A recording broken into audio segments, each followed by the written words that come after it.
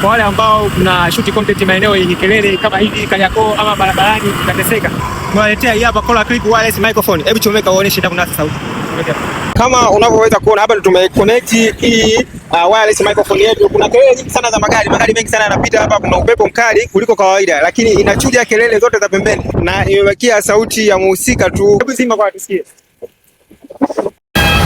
Na hapa amechomoa mic, kelele zote za pembeni zinaingilia mazungumzo.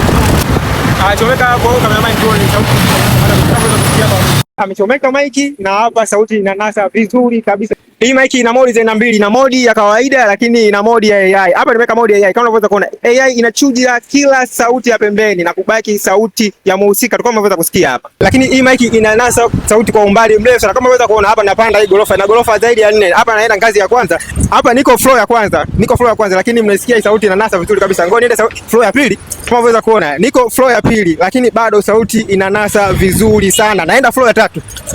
Hii ni floor ya 3 lakini bado sauti yangu inasikika vizuri. Inakuja na mic mbili kama unaweza kuona, lakini ni magnetic yenye power kuliko kawaida. Kama unaweza kuona ni ngumu hadi kuibandua. Kwa hiyo unaweza ukaweka sehemu kama hii hapa na ikahold, inakaa vizuri kabisa. Kuja na device kwa ajili ya connect na kamera. Kwa hiyo unaweza connect na simu au unaweza connect na kamera. Lakini inakuja na chip mbili kwa ajili ya iPhone pin na Type C pin.